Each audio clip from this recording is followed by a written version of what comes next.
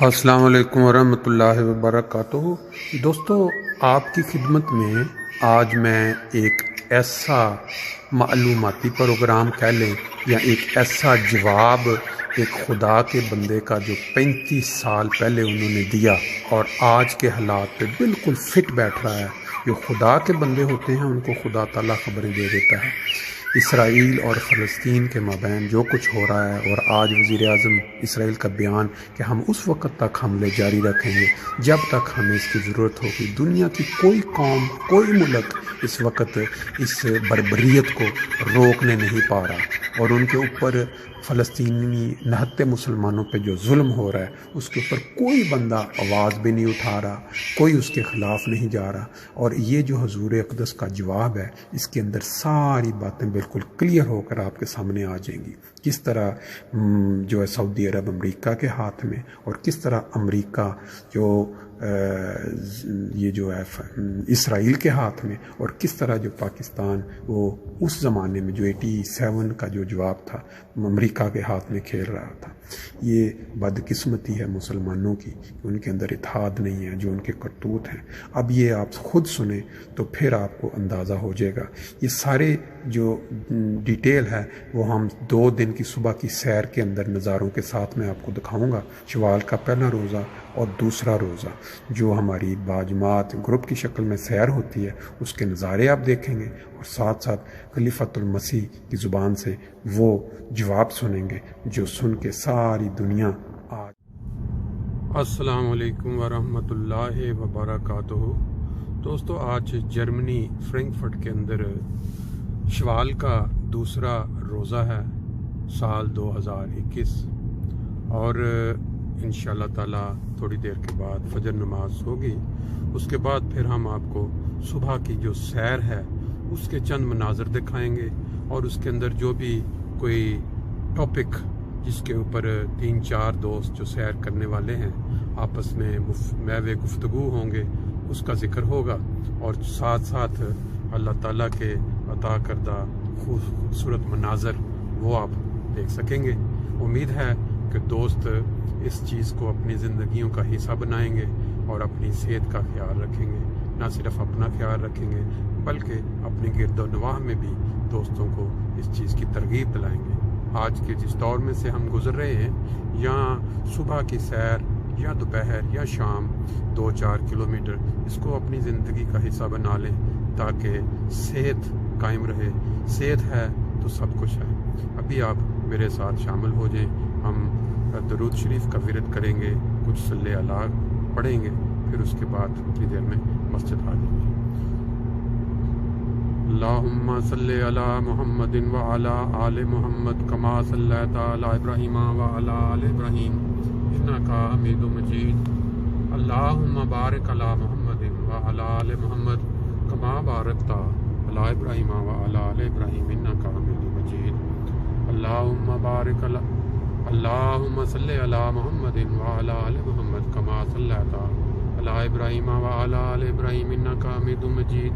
اللہم بارک علی محمد وعلی آل محمد کما بارکت علی ابراہیم وعلی آل ابراہیم انک حمید مجید۔ صلی علی نبینا صلی علی محمد صلی علی حبیبنا صلی علی محمد صلی علی شفیعنا صلی علی محمد صلی علی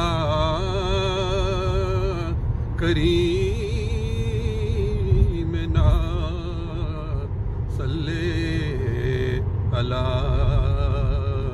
محمد صلی علی نبینا صلی علی محمد اللهم صل على محمد وعلى آل محمد كما صليت على إبراهيم وعلى آل إبراهيم إنك حميد مجيد اللهم بارك على محمد وعلى آل محمد كما باركت على إبراهيم وعلى آل إبراهيم إنك حميد مجيد. دیکھیں جی کتنے ہی خوبصورت مناظر ہیں جو اللہ تعالیٰ کی پیداوار. پرندے صبح کے وقت فجر سے پہلے چہچہا رہے ہیں اور لگتا یوں ہے کہ اللہ تعالیٰ کی حمد کے گیت گا رہے ہیں. وہ اس کا تعلق جماعت احمدیہ سے نہیں ہے، وہ ایک عالمی سطح کا سوال ہے کہ یہ عالم اسلام پر جو موجودہ حالات ہیں آج کل، خاص طور پر مڈل ایسٹ میں، خاص کر فلسطینی بھائیوں کے ساتھ جو کچھ ہو رہا ہے، یہ آپ کی نظر میں ایک خدائی عذاب ہے یا ایک دنیاوی گندی سیاست کا نتیجہ ہے؟ آپ کا اس کے متعلق آپ کی نظریات کیا ہے؟ خدائی عذاب کیا ہوتا ہے یہ اگر سمجھ جائیں تو یہ سوال خود بخود کھل جاتا ہے. خدائی عذاب سے مراد یہ ضروری نہیں ہوتا کہ اللہ تعالیٰ زبردستی کسی کو جہنم میں جھونکے، بلکہ جو لوگ عرفان رکھتے ہیں قرآن کریم کا ان کو پتہ ہے کہ ہر عذاب انسان کا اپنا پیدا کردہ ہوتا ہے. جہنم بھی انسان کی اپنے پیدا کردہ ہوگی. اللہ تعالیٰ بار بار قرآن کریم میں فرما چکا ہے کہ میں ظالم نہیں ہوں، جو کچھ تم سزا پاؤ گے تمہارے اپنے کی ہوئی سزا ہوگی، اپنی بنائی ہوئی جہنم ہے. تو اس بنیادی فلسفے کی روشنی میں ہر عذاب کا مسئلہ حل ہو جاتا ہے. عذاب ہے یا غیر عذاب، جو بھی انسان مصیبت میں پڑتا ہے، اپنے آپ کو ایک جہنم میں جھونکتا ہے، اپنے کیے کا پھل پا رہا ہے. ابتلا کا جو مضمون ہے وہ انبیاء کے ساتھ تعلق رکھتا ہے، وہ بالکل اور مضمون ہے، وہ عذاب نہیں ہے. ابتلا کے متعلق قرآن فرماتا ہے کہ خدا کی طرف سے آزمائش پڑا کرتی ہے، اس میں سچے پورے اترتے ہیں اور جھوٹے پیچھے رہ جاتے ہیں. اس کو ان حالات کے ساتھ آپ مشتبہ نہ کریں، وہ بالکل اور مضمون ہے. بات یہ ہے کہ جب بھی خدا تعالیٰ کی طرف سے واضح تعلیم آ جائے اور اس تعلیم کو عمل میں ڈھال کر خدا کا ایک بندہ سنت میں تبدیل کر دے، یعنی صرف تعلیم نہ رہے، عمل کا بھی ایک کوڈ تیار ہو جائے، عملی زندگی کا سنت بن جائے، پھر اس پر نصیحتیں، تفصیل، حکمت بیان ہو جائے. جو بھی ان فیصلوں سے پیچھے ہٹے گا، جو بھی ان پر عمل چھوڑے گا، اس کو لازماً سزا ملے گی. اور جس حد تک کوئی ان سے روگردانی کرے گا اس حد تک وہ خود بخود اپنے لیے وہ سزا تجویز کر رہا ہوگا، بنا رہا ہوگا. تو اگر مسلمان تکلیف میں ہیں تو لازماً انہوں نے اسلام کی بنیادوں سے روگردانی کی ہے، اسلام کے بعض احکام کو پس پشت پھینکا ہے، اور تعلیم کو نیشنلزم کے ساتھ، اسلامی تعلیم کو اپنے نیشنلزم کے ساتھ کنفیوز کیا ہے کہیں. اور اگر وہ صالح رہتے، اگر وہ اسلام کی بنیادوں پر قائم رہتے تو ممکن نہیں تھا کہ یہ عذاب جس میں وہ مبتلا ہیں یہ ان کو دیا جاتا. جو لوگ صالح ہوتے ہیں قرآن کریم نے ان کے متعلق ایک دو ٹوک فیصلہ فرمایا ہے. وہ یہ ہے کہ وہ تھوڑے بھی ہوں تو اکثر پہ غالب آتے ہیں. کہیں یہ نہیں فرمایا کہ اکثر صالح ہوں اور تھوڑے بدماش ان پر غالب آ جائیں. ایک آیت میں بھی اشارتاً یہ مضمون نہیں ہے. یہ ہر جگہ فرمایا ہے کہ صالحیت یعنی خدا کے احکام کی پیروی اور اس کے منشا کو سمجھ کر اس پر چلنا اتنی عظیم الشان طاقت پیدا کر دیتی ہے کہ تھوڑے اکثر پر غالب آتے ہیں. فلسطین میں ہم کیا دیکھ رہے ہیں؟ مٹھی بھر یہود ہیں اور کروڑوں مسلمانوں پر وہ غالب ہیں اس وقت، اور ان کا غلبہ دن بدن زیادہ شدید اور ہولناک ہوتا چلا جا رہا ہے. اس قدر کھلے کھلے مظالم کر رہے ہیں، انگلی نہیں اٹھ سکتی اس کے خلاف کسی کی. وہ جو گرے ہوئے بھوکے مر رہے ہیں غریب فلسطینی، اوپر سے وہ بخت ان کے اوپر بم برسا رہے ہیں، ان کو پہلے بھوک مار رہی ہے، کتے کھا رہے ہیں غریب جان بچانے کے لیے، اور اوپر سے آگ میں ڈالا جا رہا ہے ان کو، اور بے دھڑک ہو کر دلیر بے حیائی کے ساتھ ان پر بمبارزی ہو رہی ہے. کوئی دنیا کی طاقت ان کے خلاف نہیں اٹھا رہی انگلی. وہ تو خیر دشمن ہیں اسلام کے. مسلمانوں میں سے کون سی طاقت ہے؟ سعودی عرب نے کہاں بیان دیا ان کے حق میں؟ بتائیے کہاں کہا ہے کہ ہم اے ویکس اب استعمال کریں گے اپنے، اور ہم حملہ کریں گے اور سزا دیں گے ان ظالموں کو جو مسلمان بھائیوں پر یہ ظلم کر رہے ہیں. انگلی کا اشارہ الگ رہا، زبان ہلی تک نہیں کسی کی، چپ بیٹھے ہوئے سارے. اور پھر یہ کہنا کہ خدا کا عذاب ہے اور ہم بیچارے مظلوم مفت میں بیٹھے مارے جا رہے ہیں. بالکل ظلم اندھیر نگری ہے. اندر سے کھوکھلے ہو چکے ہیں. کوئی اسلام باقی نہیں. سچا اسلام ہو تو ممکن ہی نہیں ہے کہ تھوڑے لوگ زیادہ مصلحین کو اور سچوں کو برباد اور ذلیل اور رسوا کر کے رکھ دیں. رسول اللہ صلی اللہ علیہ وسلم کے زمانے میں جب پہلی دفعہ جہاد فرض ہوا تو اس وقت خدا نے یہ وعدہ کر لیا تھا کہ جہاد میں کمزوروں پر فرض کر رہا ہوں، لیکن اس وعدے کے ساتھ کہ کمزور ہونے کے باوجود خدا تعالیٰ تمہیں غالب کر کے دکھائے. جہاد کے ساتھ ایک وعدہ خدا کا شرط مشروط ہو گیا، اس کا جز بن گیا ہے. فرمایا اذن للذین یقاتلون بانہم ظلموا فان اللہ علی نصرہم لقدیر. اجازت دی جاتی ہے ان لوگوں کو جو جن کے خلاف تلوار دیر سے اٹھائی جا چکی ہے. یقاتلون پہلے سے دشمنوں پر حملہ آور ہے، اب اجازت مل رہی ہے.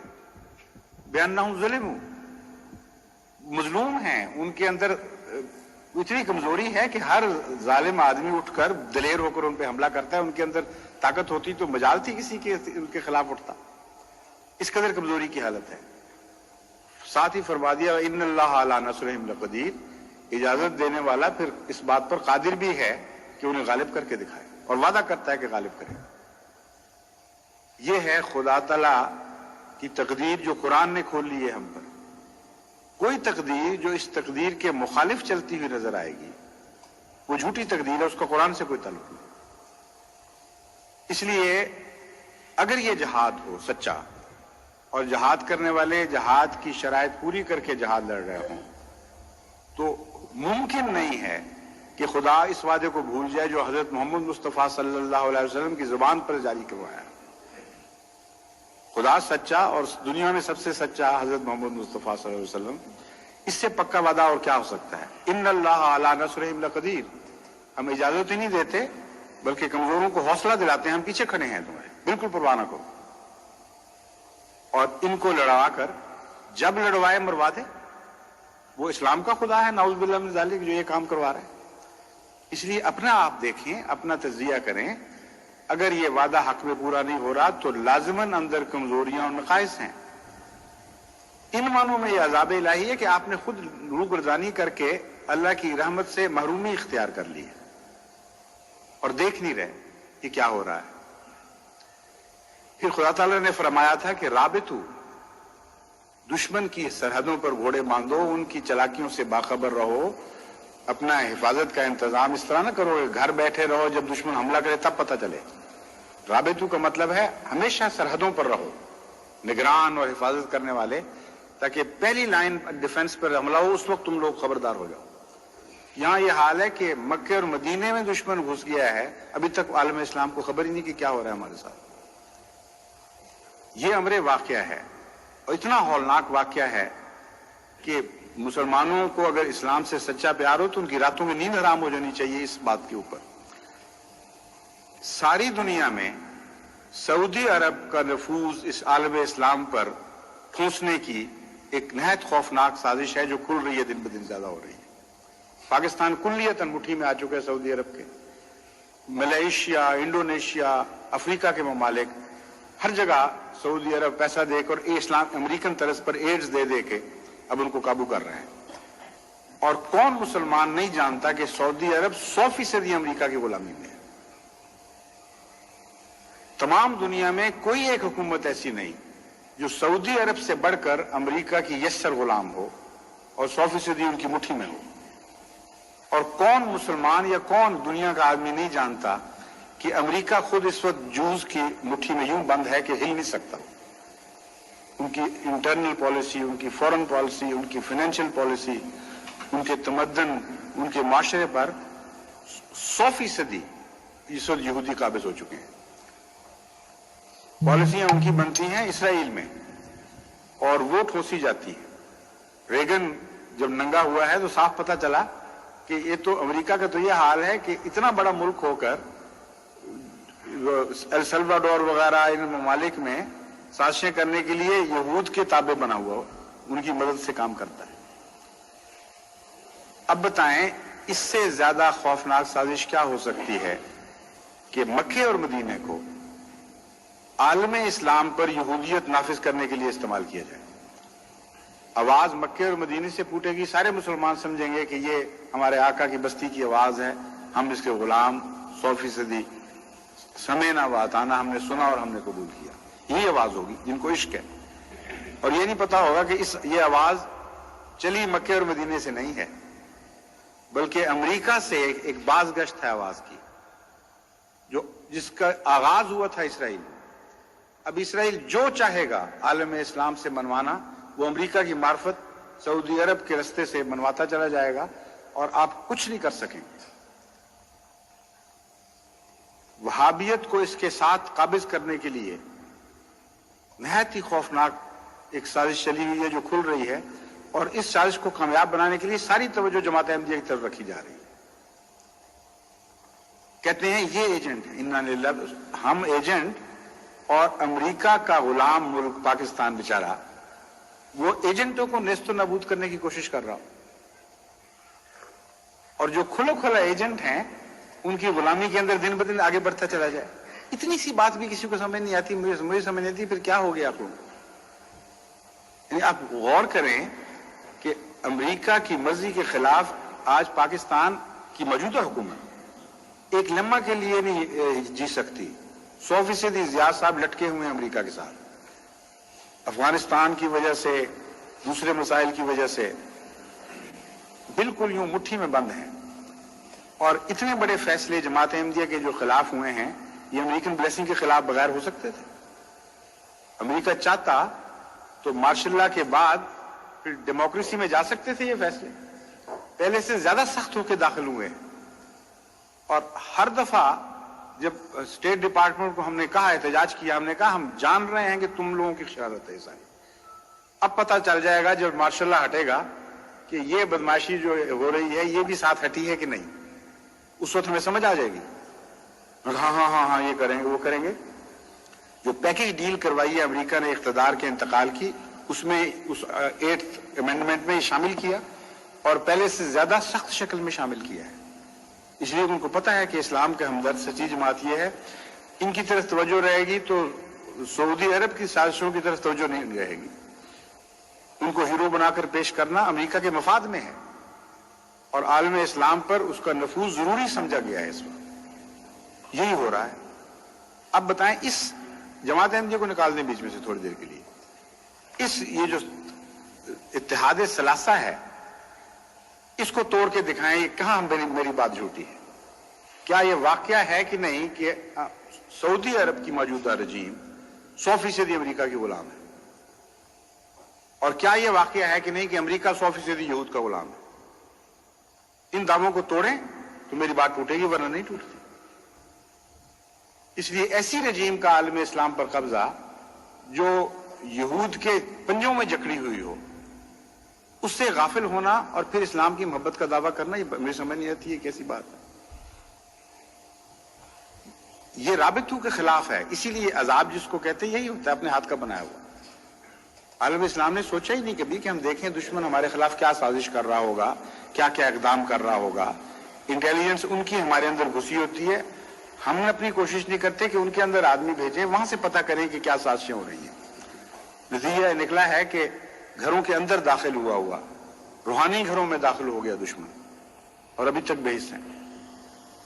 جس طرح ایڈ کا وائرس ڈیفنس سسٹم کے اندر ڈوب جاتا ہے، نعوذ باللہ من ذالک، خدا کرے ایسا واقعہ نہ ہو، لیکن قریب قریب ویسا پہنچ گیا ہے. لائف فورسز جو دل کا مقام رکھتی ہیں، جو بنیادیں رکھتی ہیں زندگی کی حفاظت کی، ان کے قریب تک تو دشمن پہنچ گیا. تو یہ جو شکل ہے اس کو اب الہی عذاب کے نام پر پیش کریں تو مجھے اس لیے یہ پسند نہیں کہ پھر بھی امت محمد مصطفیٰ صلی اللہ علیہ وسلم کی امت ہے. اسی امت کی زندگی سے ساری دنیا کی زندگی وابستہ ہے. اس لیے میں یہ پسند نہیں کرتا کہ یہ لفظ بولوں. اس لیے میں یہ کہتا ہوں کہ اپنی شامت اعمال کا عذاب ہے جس کو قانون قدرت پھر جاری کرتی ہے اور اس میں رحم نہیں کیا کرتی.